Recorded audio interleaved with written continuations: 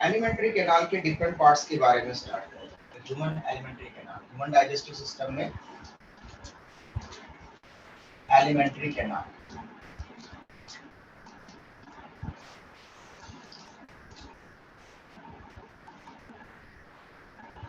जब आपको alimentary canal ये टर्म बोली जाए तो आपको सबसे पहले इसका मीनिंग पता होना चाहिए कि हमने इसको डिस्कस किया था कल क्लास में कि mouth to anus, okay, long tubular structure है जिसमें दो ओपनिंग है। माउथ जो फूड इंटेक के लिए है और एनस जो फूड के इजेशन के लिए, अनडाइजेस्टेड फूड के इजेशन के लिए है। तो एलिमेंट्री कैनाल का मतलब हो जाता है long tube like structure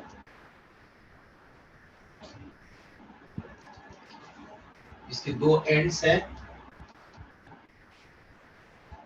starts from mouth and ends at anus, okay, उसको हम बोलते हैं एलिमेंट्री कैनाल। लेकिन एलिमेंट्री कैनाल के बीच में भी हम कुछ सेक्शंस को रिप्रेजेंट करेंगे। जैसे एलिमेंट्री कैनाल में ही एक टर्म आ जाती है गट।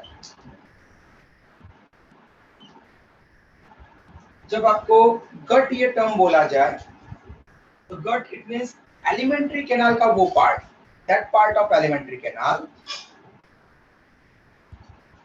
which starts from gullet, okay. gullet क्या होती है?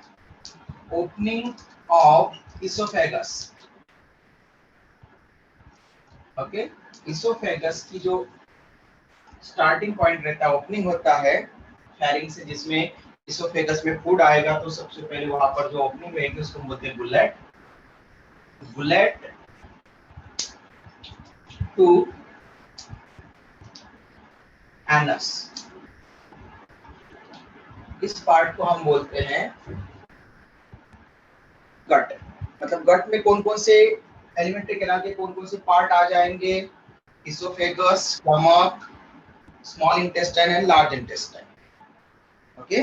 जब हम गट को रिप्रेजेंट करेंगे तो गट में oesophagus, stomach, small intestine and large intestine, ये पार्ट कवर होंगे gut. Gut covers oesophagus, food pipe, stomach, small intestine and large intestine.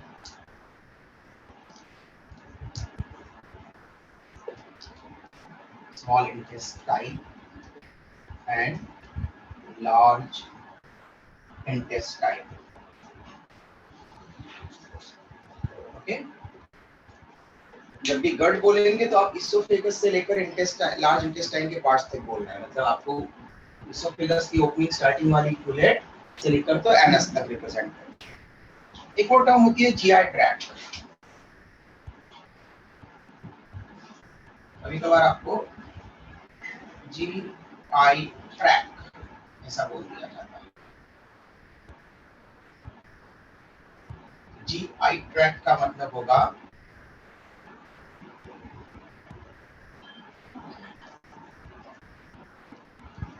Gastrointestinal tract.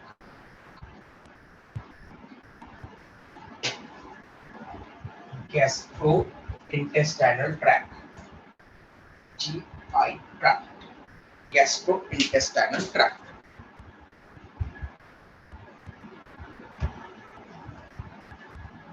इसमें कहाँ कौन कौन आएगा? तो गैस्ट्रो, गैस्ट्रो या गैस्ट्रिक ये टर्म हम स्टमक के लिए अप्लाई करते हैं, ओके। तो गैस्ट्रो और गैस्ट्रिक ये टर्म हम हमेशा स्टमक के लिए अप्लाई करेंगे। और जब स्टमक के लिए अप्लाई कर रहे हैं देयरफॉर यहाँ पर हो जाएगा GI tract covers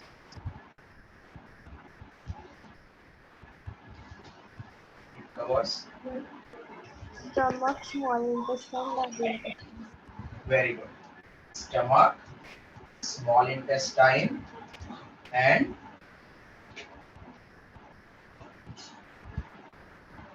large intestine.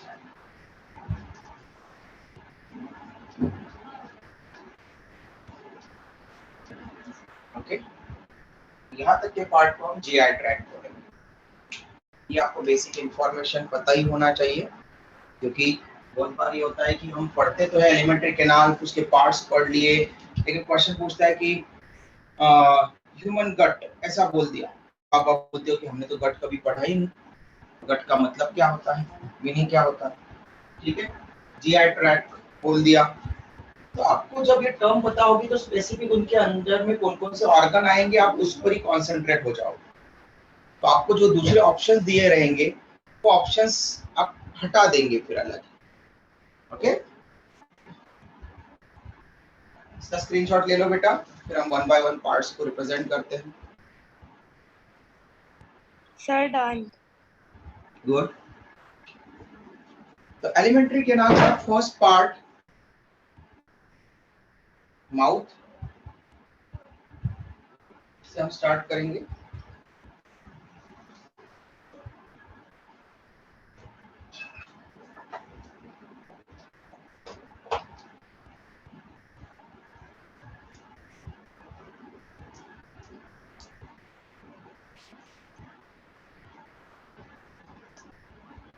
Number 1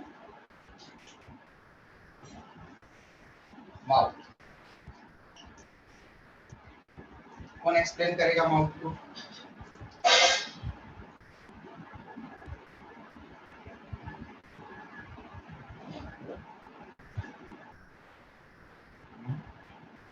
कौन एक्सप्लेन करेगा माउथ?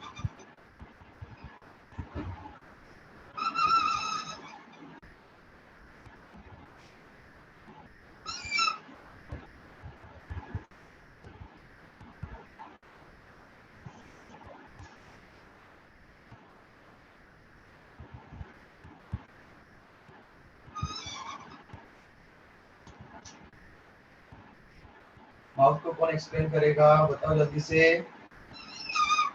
किसके पास Sir, में mouth?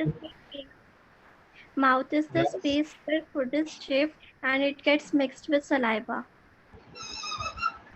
Mouth mouth saliva secret करेगा? No. Sir, tongue will secrete saliva.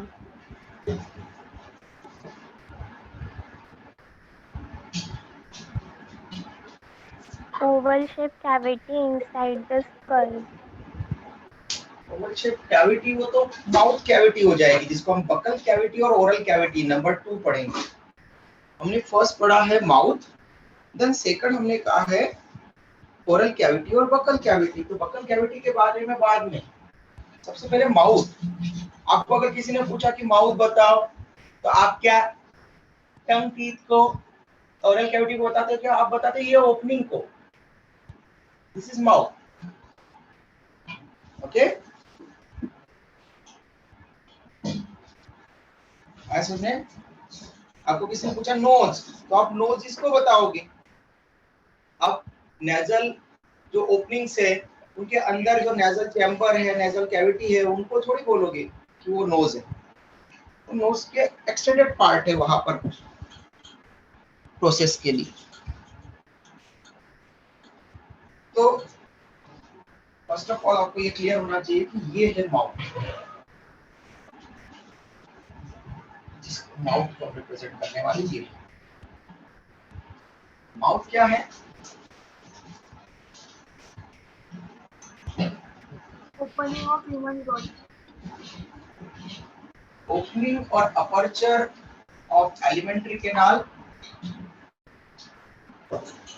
Opening और aperture of alimentary canal. This alimentary canal starts from mouth, alimentary canal, which is guarded by two lips, जो दो lips के हद से guarded होती है। हम बंद कर सकते, क्लोज कर सकते हैं माउथ को, okay.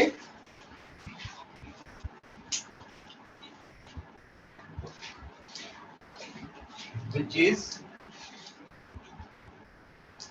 guarded by two lips. Okay, lips को बायोलॉजी में हम टर्म देते हैं लैबिया. ओके, लैबिया ये प्लूरल टर्म है. लिप्स ये लैबिया, सिंगल को लैबियम कहेंगे. टू लिप्स, तो दो लिप्स में से एक होता है upper labium, Lower labia. Yes, and जो नीचे वाला रहेगा वो सेकंड वन हो जाएगा lower labium. Upper labium and lower labium. जैसे सिंगल बैक्टीरिया को वहां पर हम बोल रहे थे तो बैक्टीरियम टर्म यूज करना पड़ेगा सिंगल इंडिविजुअल को बैक्टीरियम दिखाने के लिए. लेकिन अगर मेनी होंगे तो बैक्टीरिया. उसी तरह से यहाँ पर लैबिया मेनी के लिए और सिंगल के लिए लैबियम. लैबियम मतलब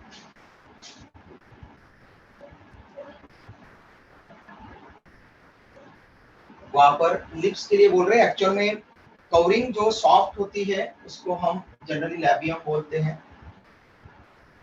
यहाँ पर अपर लैबियम, लोअर लैबियम.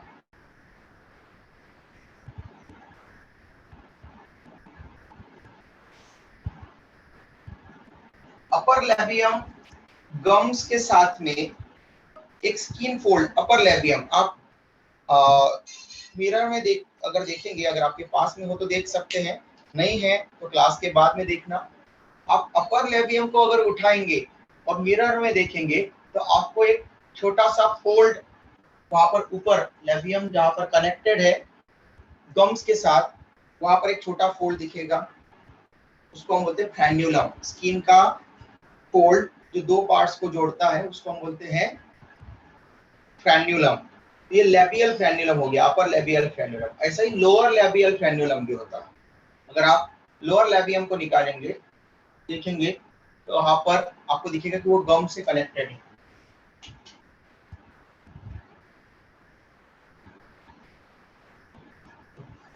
फ्रेन्यूलम. ओके, फ्रेन्यूलम मतलब थीन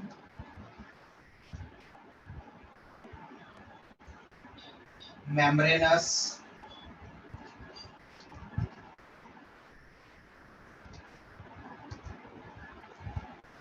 fold. स्कीनी फोल्ड है, मतलब थीन है तो thin membranous fold, skinny fold, which connect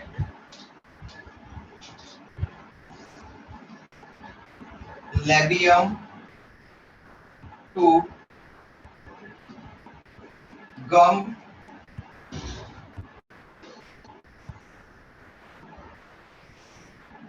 of its side. क्योंकि अपर लेबियम के साथ में अपर जॉ का जो गम है वो जुड़े हैं और लोअर जॉ के जो गम्स है वो लोअर लेबियम के साथ में जुड़ा है. Labium to gum termed as. अब ये तीन मेम्ब्रेनस फोल्ड को हमने फ्रेन्यूलम कहा और वो लेबियम को जोड़ रहा है गम के साथ, इसलिए उसको हम बोलते हैं लेबियल फ्रेन्यूलम. Labial frenulum. ये छोटी छोटी सी टर्म है. ओके, आपको लगता है हम डाइजेस्टिव सिस्टम पढ़ रहे हैं तो 9th 10th में जैसा पढ़ा था वैसा ही पढ़ेंगे? नहीं. 9th 10th में जो पढ़ा था उसके साथ में जो कुछ चीजें ऐसी है कि जो आपको बस बेसिक चीजें 9th 10th में बताई गई थी ताकि आपको आगे जो हायर स्टैंडर्ड में आप आए अभी 11th में तो उसमें आपको उसके कंसेप्ट अच्छे से क्लियर हो पाए, इसलिए बेस बने आपका. तो 9th 10th में पढ़ाया जाता है. अभी जो पढ़ाया जा रहा है वो जो बेस है उसके साथ में एक्स्ट्रा पढ़ाया जा रहा है, जो कि आपके पूरे नीट के लिए, आपके आगे के लिए आपको पता होना चाहिए कि हमारे जब हम डाइजेस्टिव सिस्टम पढ़ रहे हैं तो वहां पर केवल हम डायरेक्टली सीधा माउथ, पेंक्रियाज, स्टमक इनकी बात ना करें डायरेक्टली, हम पूरा एलिमेंट्री कैनाल को कवर करेंगे. ओके, तो उसमें ये जो फोल्ड्स होते हैं वो भी आपको ध्यान देना. Labial frenulum.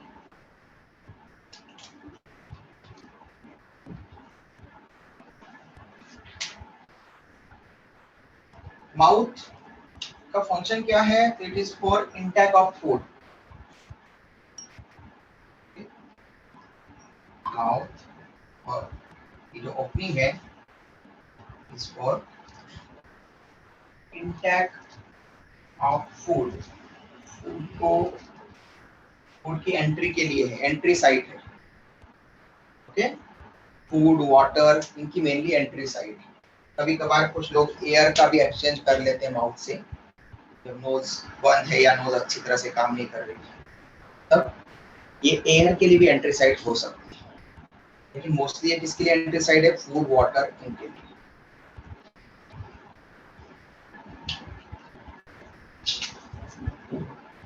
वाटर के लिए, मेनली फूड के लिए, वाटर कंज्यूम करते हुए इसलिए।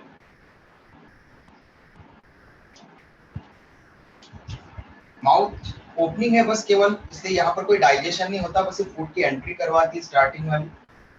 ऐसे जैसे हम ह्यूमन बीइंग है, तो ऐसे ऑर्गेनिज्म जो फूड की एंट्री करवाते माउथ में या ओरल कैविटी में डायरेक्टली, उनको हम होलोजोइक एनिमल कहते हैं। Mouth is the characteristic of holozoic animals.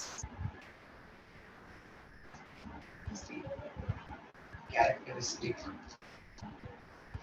of holozoic animals.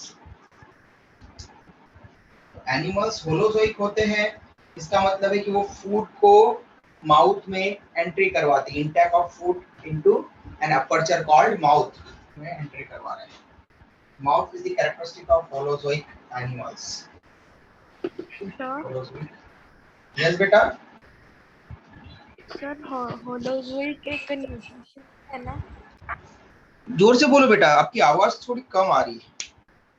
Sir holozoic एक न्यूट्रिशन भी है ना? हाँ ना बेटा, तो न्यूट्रिशन ही तो है। न्यूट्रिशन मतलब न्यूट्रिएंट लेना। तो डाइजेशन एंड अब्जॉर्प्शन जो हमारा टॉपिक है, उसको स्टेट बोर्ड में अगर आप टॉपिक का नाम देखेंगे तो स्टेट बोर्ड की बुक में उसको एनिमल न्यूट्रिशन या ह्यूमन न्यूट्रिशन नाम दे देते हैं। ओके, न्यूट्रिशन मतलब न्यूट्रिएंट्स को इंटैक्ट करके बॉडी में वहां पर जरूरी चीजों को बनाना, उसको न्यूट्रिशन कहते हैं। तो नर्चर करना बॉडी को। ओके, तो ठीक है, होलोजोइक न्यूट्रिशन का टाइप है, और वो न्यूट्रिशन का टाइप मेनली किस में मिलता है? एनिमल्स में, क्योंकि हम फूड की एंट्री करवाते हैं। तो जहां पर भी होलोजोइक आया, इसका मतलब है कि वो उनके पास में कोई ओपनिंग है, उससे वो फूड की एंट्री करवाते हैं। जरूरी नहीं कि उनमें हमारे जैसा माउथ हो, उनकी जो स्टार्टिंग होगा, जो भी उनका सेलेंटेरॉन हो या जैसे स्पॉन्जेस में वाटर कैनाल का ऑस्टिया हो, या फिर प्लेटीहेल्मिंथेस फ्लैटवर्म में इनकम्प्लीट डाइजेस्टिव सिस्टम का ओपनिंग हो, या फिर हम में कंप्लीट डाइजेस्टिव सिस्टम का ओपनिंग हो, तो सबको हम वहाँ पर वो जो अपर्चर है उसको माउथ कंसीडर कर सकते हैं, और उसमें डायरेक्ट एंट्री करवा रहे हैं फूड की, इसके लिए वो होलोजोइक होगा। स्क्रीनशॉट ले लो बेटा, और किसी को कुछ पूछना है तो पूछ लो और फर्दर।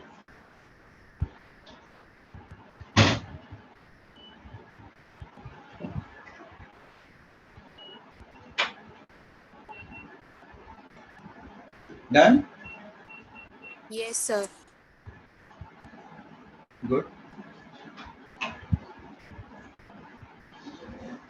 ये हो गया mouth.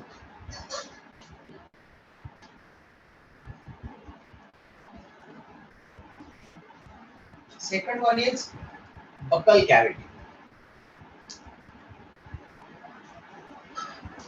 which is also called as oral cavity. Second part of alimentary canal is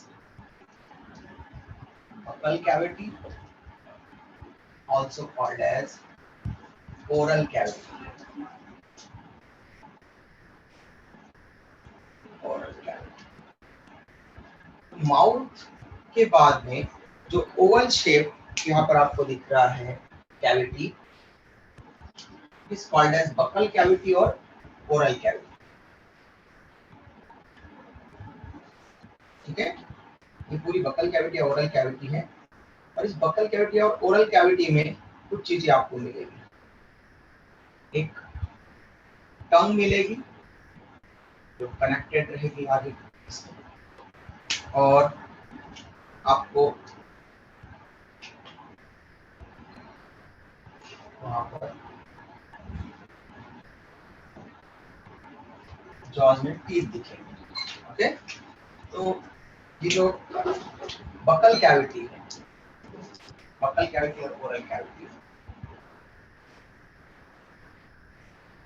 mouth opens into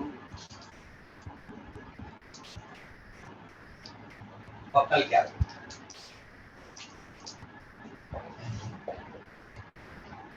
Okay, buccal cavity.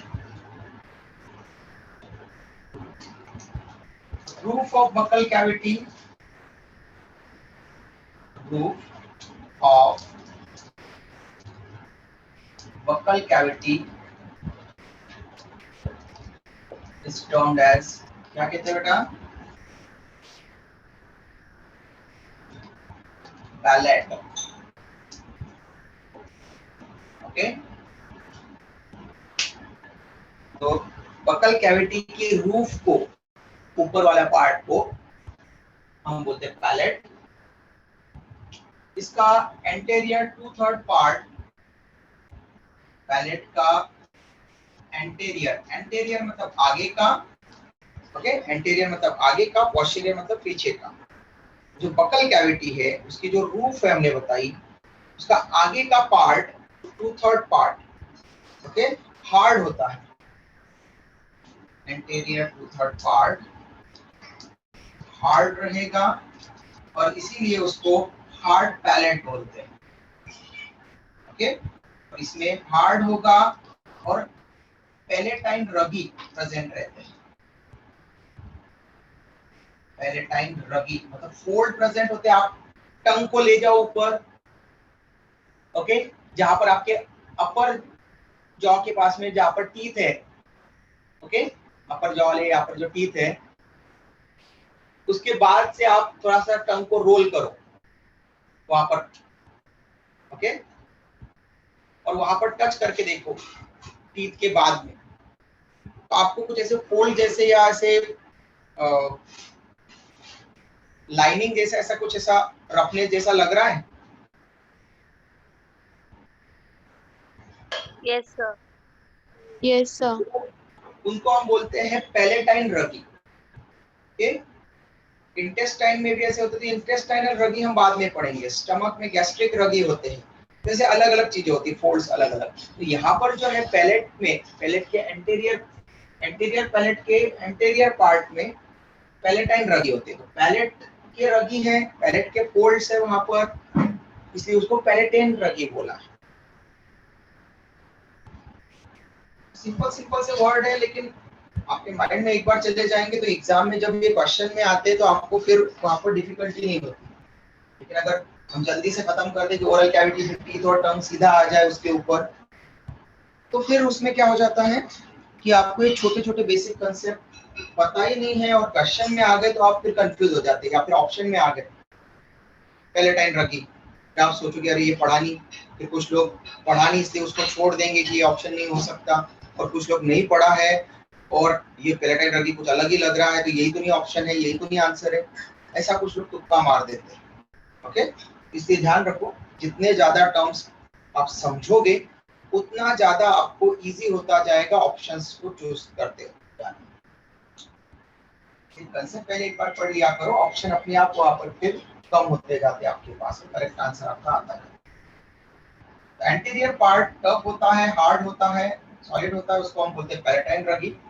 भाई जो पोस्टीरियर 1/3 पार्ट बचा, पीछे वाला पार्ट यहाँ पर, तो आप टंग को और पीछे ले जाओ आखिरी तक, जहां तक अपर, वहां पर पैलेट में अपर पैलेट जो रूट वाला पैलेट है, पैलेट के आगे और ले जाओ पीछे की तरफ, तो लास्ट में आपको ऐसा लगेगा कि कुछ सॉफ्ट पार्ट है। किसी को लगा क्या? हाँ सर। किसी को भी नहीं? हाँ, हाँ। Yes, sir. Yes, sir. तो वो पार्ट कहलाएगा जो सॉफ्ट पार्ट है, ठीक है, उसको हम बोलेंगे soft palate. Okay, soft palate.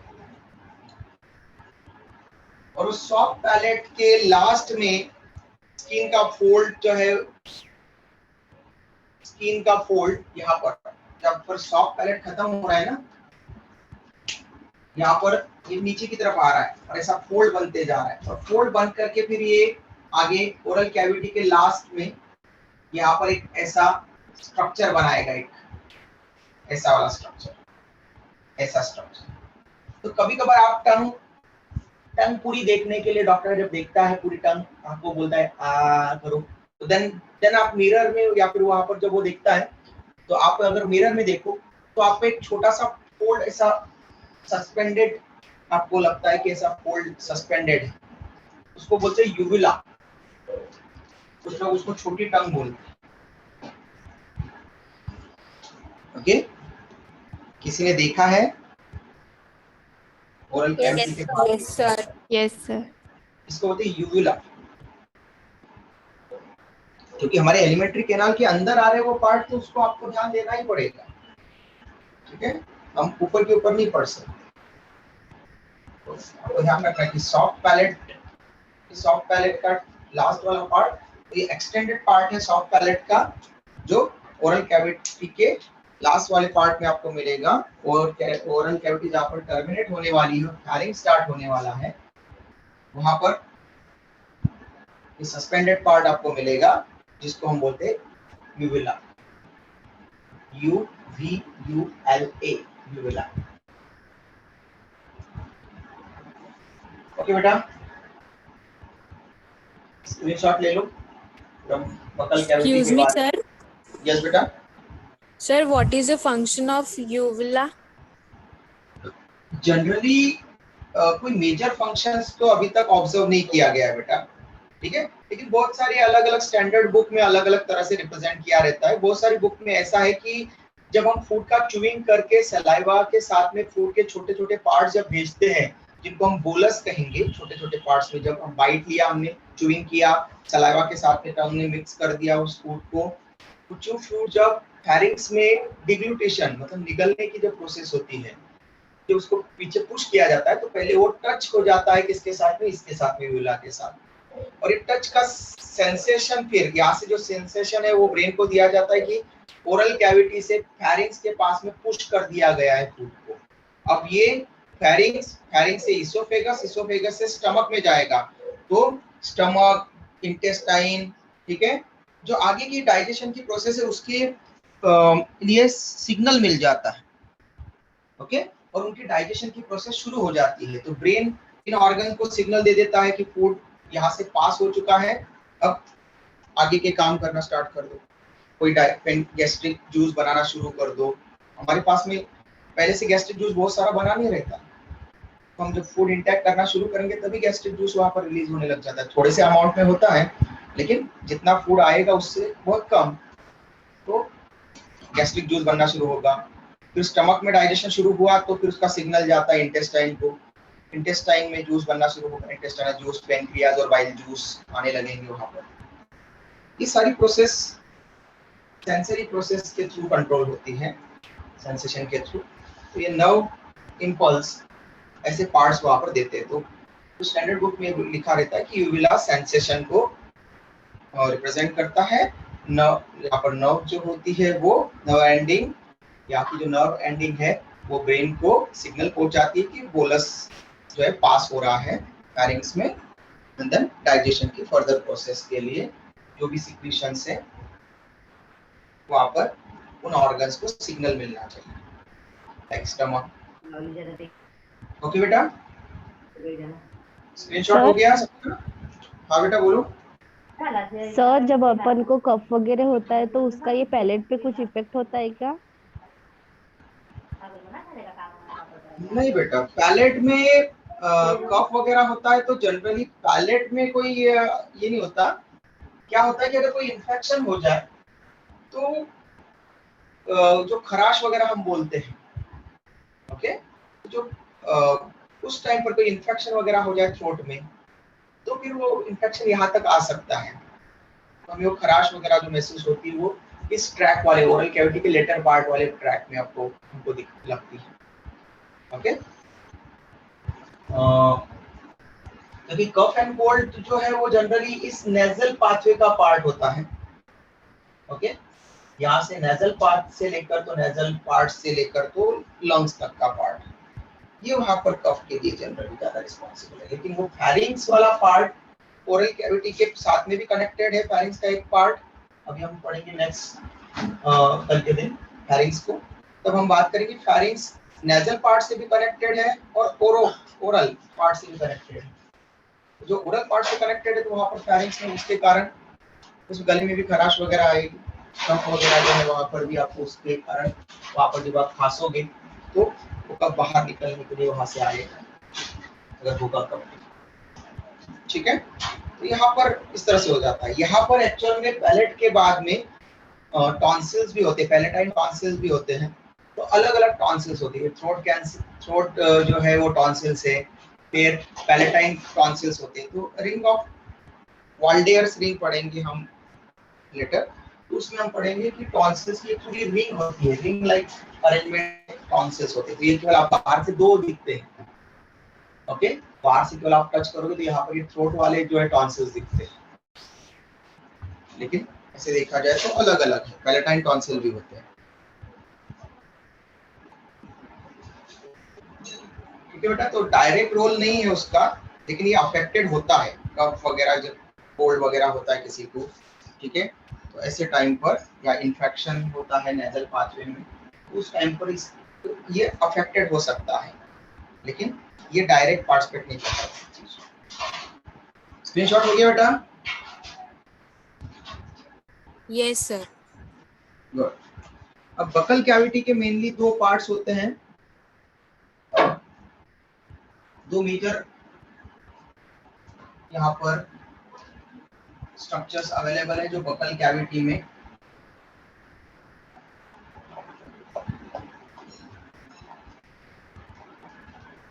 Food के डाइजेशन से रिलेटेड हेल्प करते हैं।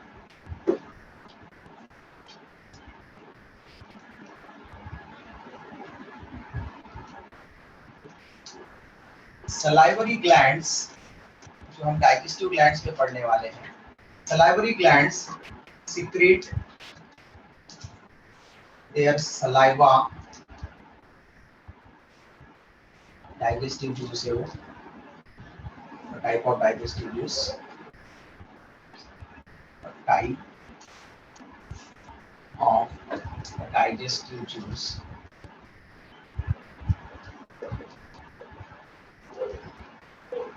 secretes saliva into oral cavity or buccal cavity.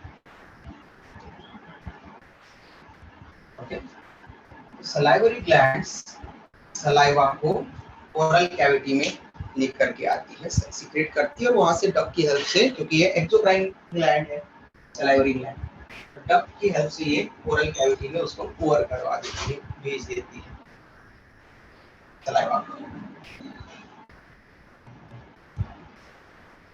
Oral cavity या बकल कैविटी में मेनली दो पार्ट्स है जो डाइजेशन में हेल्प कर रहे थे, और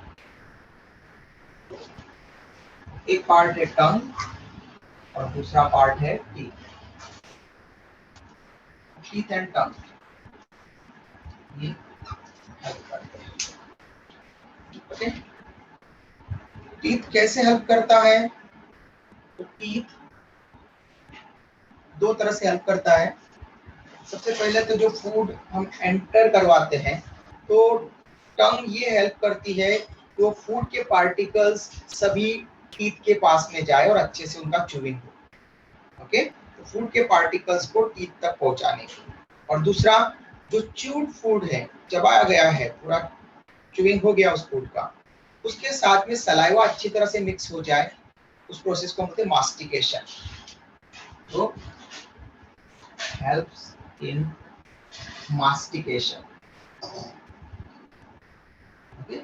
Mastication मतलब mixing of saliva with chewed food. proper mixing of saliva with chewed food. Okay, तो फूड इसको पूरी तरह से चबाया गया है, उसके साथ में सलाइवा को अच्छी तरह से मिक्स कर देना, ताकि उस फूड में कहाँ पर स्टार्च है, स्टार्च ओनली के कार्बोहाइड्रेट का एक पार्ट, एक टाइप होता है स्टार्च, ओके, जैसे ग्लूकोज है कार्बोहाइड्रेट, फ्रक्टोज है, सुक्रोज है, माल्टोज है, लैक्टोज है, ओके, सेलुलोज है, उसी तरह से एक स्टार्च भी होता है, ओके, जैसे पोटैटो, राइस, इनमें ज्यादा स्टार्च मिलता है। तो स्टार्च का डाइजेशन ये करने में हेल्प करते हैं, लेकिन हम आगे पढ़ेंगे माउथ में डाइजेशन, जब हम पढ़ेंगे तब प्रोसेस जब पढ़ेंगे डाइजेशन की तब। तो माउथ में ये सलाइवा की हेल्प से स्टार्च का only 30 to 40% starch he digest होता है, remaining about 60 to 70% starch in pancreatic juice का जो एंजाइम होता है वो इंटेस्टाइन में इसको डाइजेस्ट करवाता है। मतलब माउथ में स्टार्च का डाइजेशन इनिशिएट होता है 30 to 40% और रिमेनिंग 60 to 70% स्टार्च का डाइजेशन इंटेस्टाइन में होता है, स्मॉल इंटेस्टाइन। ओके, तो सबसे पहले टीथ तो आपको पता ही है कि टीथ च्यूइंग करेंगे, सरफेस एरिया बढ़ाते हैं वहां पर फूड का, उसके बारे में हम पढ़ेंगे। टंग, तो सर यस बेटा, सर हमारे सलाइवा का पीएच कितना होता है? सलाइवा का पीएच बेटा 6.5 to 6.85 होता है, sir slightly acidic. Yes, sir ऐसा कौन सा ऑर्गेनिज्म है जिसकी टंग सामने से अटैच है? सामने से अटैच है, फ्रॉग है बेटा, फ्रॉग है, फ्रॉग। Okay sir. फ्रॉग में सामने से अटैच होती है, एंटीरियर पार्ट, हमारा एंटीरियर पार्ट फ्री है, इसलिए हम टंग को घुमा सकते हैं, ओके, और पोस्टीरियर पार्ट हमारा फिक्स है, हम टंग के बारे में ही पढ़ने वाले हैं। तो लेकिन फ्रॉग में ठीक उल्टा होता है, क्योंकि उसको कैप्चर करना है, इंसेक्ट वगैरह जो फ्लाइंग इंसेक्ट है उनको कैप्चर करना है, इसलिए उसको टंग जो है उसकी आगे से फिक्स होती है और पीछे से फ्री होती है, anteriorly fix and posteriorly free, इसलिए वो टंग को अपनी ओरल कैविटी से बाहर फेंक सकती है और फिर वापस रोल डाउन करके अंदर ले सकती है। चलो, तो टंग,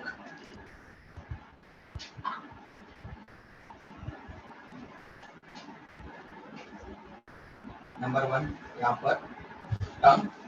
टंग प्योरली मस्कुलर ऑर्गन होता है, ओनली मसल से बना हुआ,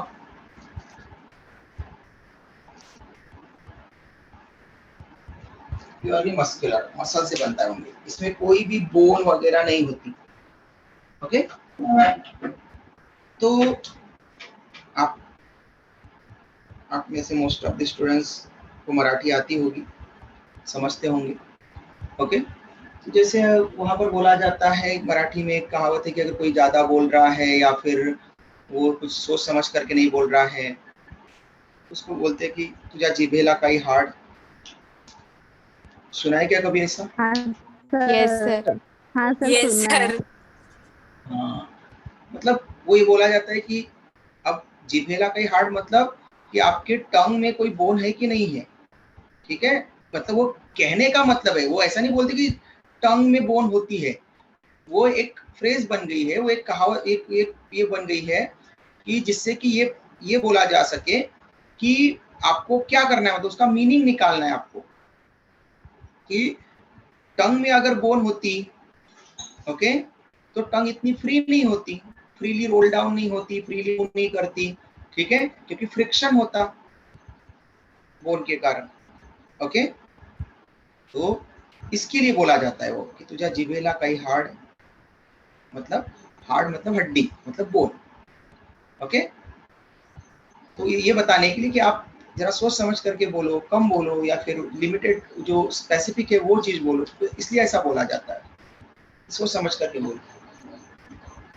रुको, पहले सोच, बोलने के पहले थोड़ा सा रुको और सोचो कि क्या हम वहां पर सही बोल रहे हैं या गलत, तो ऐसा बोला जाता है वहां पर, उसके लिए वो फ्रेज है वहां पर। तो अगर हम हमारे बेसिस पर देखें, बायोलॉजी के टर्म्स में देखें अगर, तो सच में भी टंग में कोई भी बोन नहीं होती है, टंग प्योरली मस्कुलर है, ओके। लेकिन वो एक फ्रेज है बस केवल ये समझाने के लिए कि सोच समझ करके बोलना चाहिए, क्योंकि फ्रिक्शन होगा तो थोड़ा सा रुकेगा। आपको पता है कि फ्रिक्शनलेस सरफेस पर फ्रीली मूवमेंट होती है, ओके। फ्रिक्शन हुआ तो मूवमेंट थोड़ा सा वहां पर कंट्रोल हो सकती है, ब्रेक लग सकता है आसानी से। तो प्योरली मस्कुलर ऑर्गन है टंग।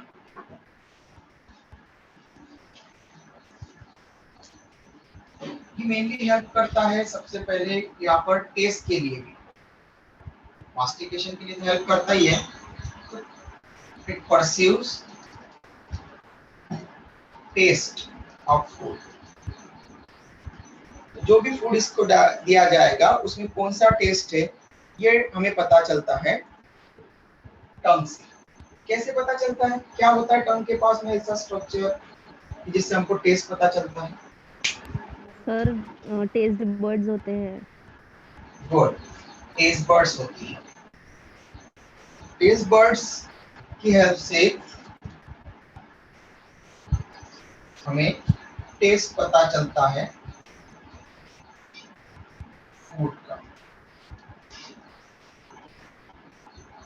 पीछे से नहीं दिखेगा, फिर आपको नीचे का यहाँ तक ही बनाना है।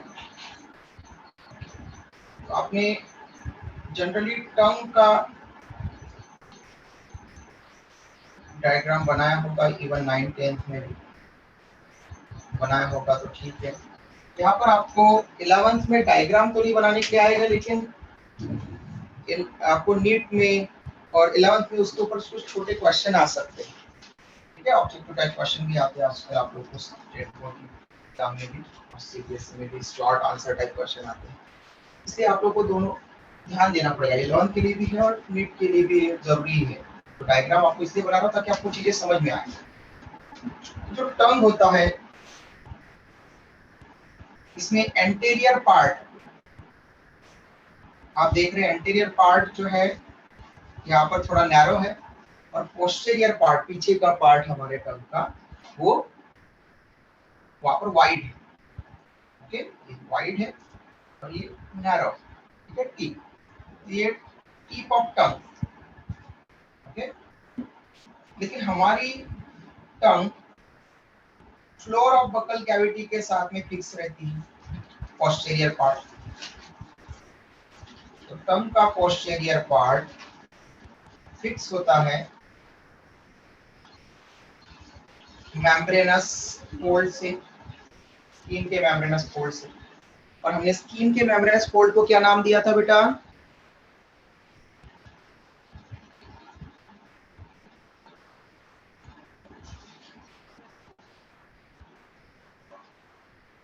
यस, जोर से बोलो, करेक्ट है।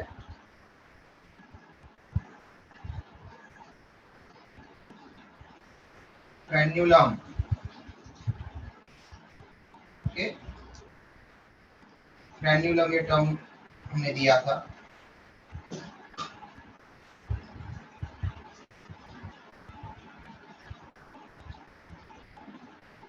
तो ये हो जाएगा अब टंग, ओके। अगर आपको किसी की नेटिव लैंग्वेज पूछना हो वो किस लैंग्वेज को यूज करता है, मेन उसकी लैंग्वेज कौन सी है, तो क्या पूछते हो आप? Mother tongue. Mother tongue. ठीक है, उसकी मदर टंग क्या है। तो लैंग्वेज के लिए आपने क्या यूज किया वहां पर? टंग, ओके। तो लैंग्वेज का लैंग्वेज के लिए एक वर्ड यूज किया जाता है लिंगुआ। लिंगुआ, जहां पर भी लिंगुआ ये टर्म यूज किया जाए मतलब वो लैंग्वेज से रिलेटेड है और बिना टंग के कोई लैंग्वेज बोली नहीं जा सकती, ठीक है ऐसे में। तो इसलिए लिंगुआ ये टंग को भी रिप्रेजेंट करता है, लैंग्वेज और टंग को रिप्रेजेंट करता है। इसलिए वो फोल्ड जो टंग को फ्लोर ऑफ बकल कैविटी के साथ में जोड़ रहा है, उसको हम नाम देंगे लिंगुअल फ्रेन्युलम। लिंगुअल फ्रेन्युलम। फिर यहाँ पर जो बर्ड्स है, टेस्ट बर्ड्स, तो जो बर्ड्स होती है जो टेस्ट रिसीव करती है उनको हम बोलते हैं पैपिली। ओके, प्रोसेस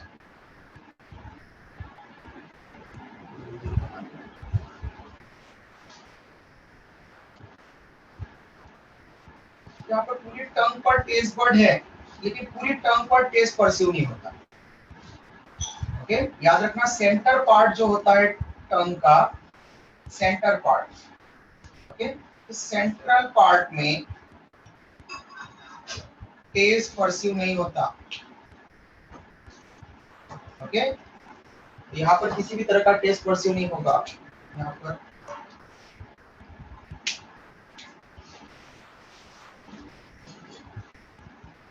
सर इसीलिए हमें दवाई खाते टाइम वहां पे गोली रखने को बोलते ना।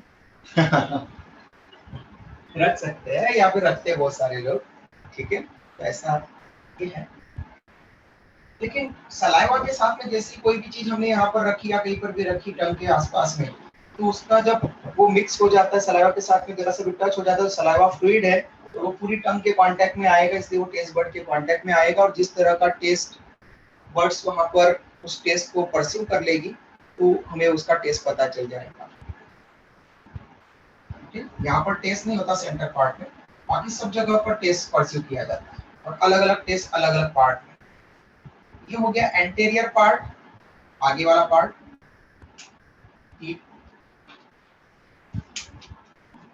ओके, ये जो टिप वाला पार्ट है इसको हम बोलेंगे एंटेरियर, मतलब यहाँ तक का पार्ट हो जाएगा पूरा एंटेरियर पार्ट, आगे वाला, ठीक है, एंटेरियर, और इसके पीछे वाला हो जाएगा पोस्टीरियर, पीछे वाला,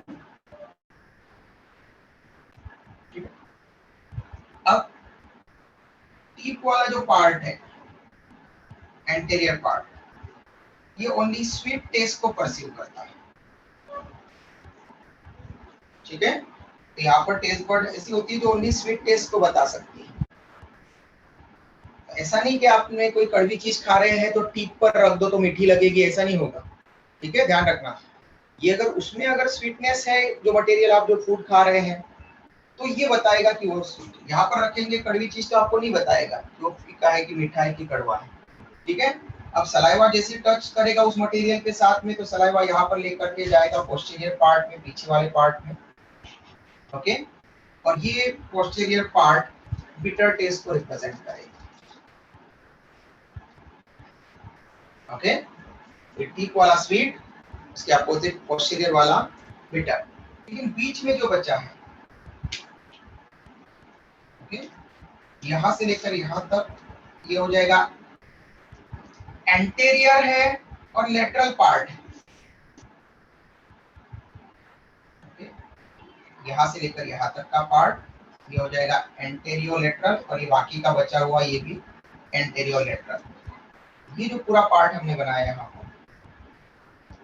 ऐसा शेड कर देता हूँ ताकि आपको पता रहे कि कौन से पार्ट को हम बता रहे हैं, शेडेड पार्ट। ये पार्ट हो गया एंटेरियो लेटरल पार्ट।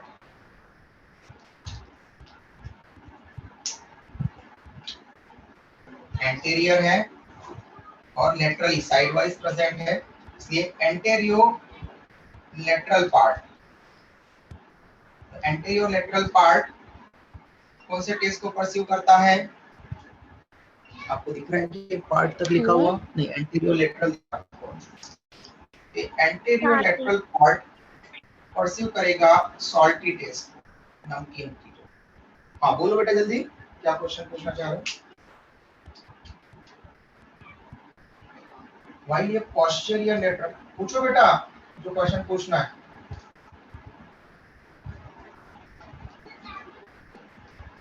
व्हाइल ये जो पोस्टीरियर लेटरल पार्ट है,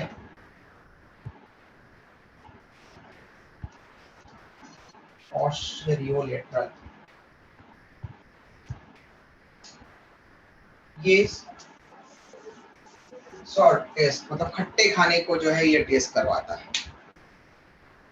स्पाइसी तीखे खाने के लिए कोई स्पेशल टेस्ट बड नहीं है, क्योंकि जो स्पाइसेस होती है मतलब जो हम बोलेंगे कि जो तीखापन होता है, ओके, जैसे रेड पेपर वगैरह, ठीक है, तो पेपर जो होती है या फिर चिलीज जो होती है, उनका जो टेस्ट हमको लगता है वो एक्चुअल में उनका स्टिमुलस होता है, उनका वेरी स्ट्रॉन्ग स्टिमुलस होता है, और वो हमारी बॉडी के किसी भी पार्ट पर परसीव हो सकता है, इतना स्ट्रॉन्ग स्टिमुलस होता है उनका, ठीक है। इसलिए अगर आपने हाथ पर भी अगर लाल मिर्ची को रखा तो आपका जो पाम है वो भी थोड़े से गर्म हो जाएंगे, ठीक है, सेंसेशन के कारण। अगर आपने ओनली अगर आपने लिप्स के ऊपर भी अगर वहां पर रखा रेड चिली को, ठीक है, रेड चिली के पाउडर को, तो आपके लिप्स भी जो है वो जलन करने लग जाएंगे। आंखों में डाला, किसी वुंड हो गया है कहीं पर, उसमें डाला तो भी आपको सेंसेशन पता चलेगा उसका। वो वेरी पोटेंट स्टिमुलस वाले स्ट्रक्चर मतलब वो मटेरियल है, ठीक है। तो बॉडी के किसी पार्ट पर उसका सेंसेशन आ जाएगा, उसका कोई टेस्ट नहीं है, वो सेंसेशन है एक्चुअल में, वेरी पोटेंट स्टिमुलस वाले होते हैं, बहुत ही हाईली स्टिमुलस वाले होते हैं, ठीक है। स्क्रीनशॉट ले लो बेटा। ये टंग के बारे में हो जाता है, कल हम पढ़ेंगे टीथ के बारे में। कोई डाउट पूछ रहा था, जल्दी से पूछो, आपकी भी क्लास और मेरी भी क्लास खत्म होगी। हाँ सर, किसी किसी डिसीजेस में नहीं क्या माउथ का टेस्ट चला जाता, तो उसमें ये बर्ड्स अपना फंक्शन नहीं करते क्या? बेटा क्या होता है ना कि अगर बॉडी में कंसिस्टेंट फीवर हो या कोई इन्फेक्शन हो पर्टिकुलर, जैसे जॉन्डिस या कोविड-19 का भी कभी कभार कुछ कुछ केसेस में देखा गया है, तो ऐसे वहां पर जो है, या फिर बॉडी में फीवर हो, कुछ इन्फेक्शंस, या फिर इन्फेक्शन होगा तो 100% फीवर आता ही है बॉडी में, या फिर किसी चेंजिंग एनवायरनमेंट के कारण फीवर वूवर हो गया, तो कभी कभार क्या होता है कि फीवर अगर ज़्यादा है तो उसका असर ये हो सकता है कि हम जो है वो टेस्ट परसीव ना करें, या फिर हमको बिटर टेस्ट लगे सभी चीज़ों का, वो फीवर के कारण, ओके। तब ये मतलब इनएक्टिव हो रही है, वो उसको सप्रेस कर रहा है इनके एक्शन को, ओके बेटा। Yes sir. सर हाँ सर आप ये लेक्चर की रिकॉर्डेड वीडियो थोड़ा जल्दी सेंड कर दीजिएगा ना, क्योंकि मेरे इसमें नेटवर्क इश्यू था तो स्क्रीन ब्लर दिख रही थी। बेटा, मैं अभी मेरी क्लास है, देन क्लासेस जो है वो, अगर क्लासेस के बाद में भी, उसके बाद में भी क्लास रहेगी, और 4 से 5 भी फाउंडेशन की नई बैच की क्लास रहती है बेटा, ओके। तो जब फ्री होऊंगा मैं वैसे ही आप लोगों को सेंड कर देता हूँ, जैसे मुझे सर टाइम मेरे पास मिलता है। स्क्रीनशॉट्स है, कर दूं क्या सेंड? हाँ, स्क्रीनशॉट तो सेंड किया करो ना बेटा, डेली सेंड किया करो स्क्रीनशॉट, स्क्रीनशॉट डेली सेंड करना है आप लोगों को आपके ग्रुप में, ओके। और वीडियो जो है वो मेरा जैसे ही कंप्लीट हो जाएगा मैं वैसे ही वीडियो भेज दूंगा, जैसे ही कल रात में भेजे था, ओके। तो जैसे ही फ्री होऊंगा वैसे मैं आप लोगों को ये रिकॉर्डेड वीडियो भेज दूंगा, ओके सर। ओके बेटा। चलो बाय, टेक केयर बेटा। Thank thank you you sir. Sir.